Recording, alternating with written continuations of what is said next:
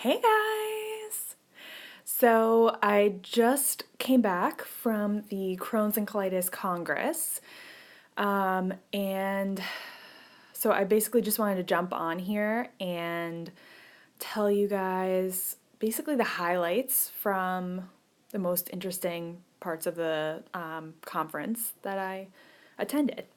So I'll just jump right in. So, number one, symptoms and bowel inflammation are actually poorly correlated in Crohn's disease. So, what does that mean?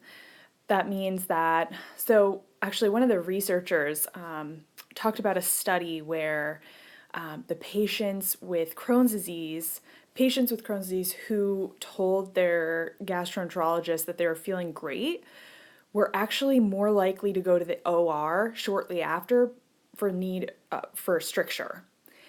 So basically, what this means is that if you have Crohn's disease, your symptoms are not necessarily related to your inflammation. I'll just say that again. So your symptoms are not necessarily related to your inflammation. I do want to add that blood in your stool does mean that you have inflammation. So if that's, if you're experiencing blood in your stool, then you definitely still have, that is without a doubt you have inflammation. Number two, people with Crohn's disease with inflammation. Hey! I'm just sharing my top four. Hey! So I just came back from the Crohn's and Colitis conference, and I'm actually just sharing my top four tips. So the next tip is basically people with Crohn's disease with inflammation in the ileum have different gut bacteria than people with Crohn's disease with inflammation in their colon, and different than people with ulcerative colitis. So I just thought that was like an interesting tidbit that I'd share with you. The next thing is that I'm just sharing my top tips, or not tips, top highlights from the Crohn's and Colitis conference that I just attended. So the next thing that I thought was really interesting was because the ketogenic diet and calorie restricted diets like intermittent fasting lead your body to starve of sugar, it actually leads to improved intestinal healing or improved intestinal cells in mice. So does that mean that you should jump on the ketogenic bandwagon or do intermittent fasting? Well, not necessarily, because this study was conducted in mice, so we don't actually know whether humans have the same, if humans have the same reaction as mice do. And the other thing is, both the ketogenic diet and intermittent fasting they're like fad diets in that they're really hard to maintain for the long term, right? So like I don't know who could actually maintain intermittent fasting for like several years, but realistically, like you can't, So at least, right now, we don't have enough research to start doing and, just jump on that bandwagon. But it is really interesting.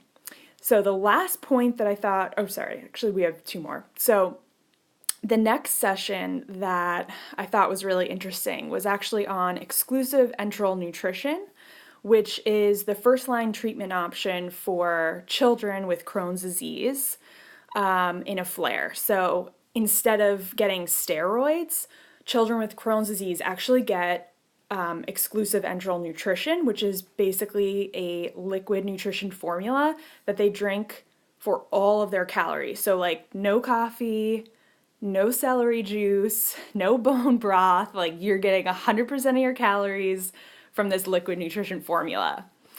So an example would be like Ensure. And then research in adults is not as hasn't been shown to be as effective in reducing inflammation. And basically what we're noticing is that adults just don't stay on the formula for as long as the children are because they don't have the support that children do. Like when you're an adult, you don't have your mom telling you like, hey, no, you need to have this liquid nutrition formula because you're like, I'm an adult. I'm not going to have that anymore. I want food. So, and it's a lot harder for adults just because, yeah, you don't have that support that children do. And then another interesting point with the exclusive enteral nutrition is that it actually decreases your gut bacteria even more. And people with Crohn's and colitis already have a smaller population of gut bacteria and more bad bacteria than healthy people. So one of the researchers was saying that she thinks, and this is not supported by research or anything, but she was just saying that she thinks that maybe one idea of why exclusive enteral nutrition could work for Crohn's is because it actually starves the bad bacteria, basically the pro-inflammatory bacteria. So I thought that was an interesting point too. Hey guys, hey. So I just got back from the Crohn's and Colitis Congress, and I'm just sharing a few tips not tips, but highlights from that. I think it's interesting. Hey.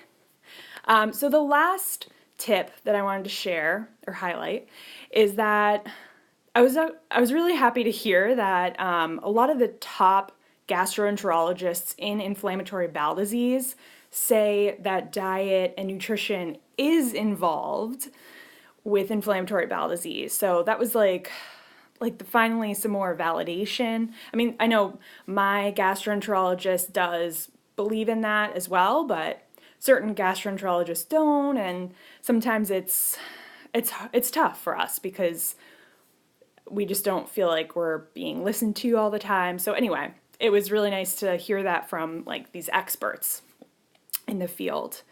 But yeah, so that is basically it. Hey guys, that's all I wanted to share right now. I am exhausted. There was a lot of technical sessions that I had to really pay attention to. I'm excited to change into my leggings and pet my cats on the couch while watching Netflix for the rest of the night. So, but actually, I think I'm going to try, I don't know how to, but maybe I'm going to try to make this a IGTV. So if you missed any of them, hopefully I'll be able to post it there. But either way, I'll post it on the stories. So that's it for now, but I will see you guys next time. Bye.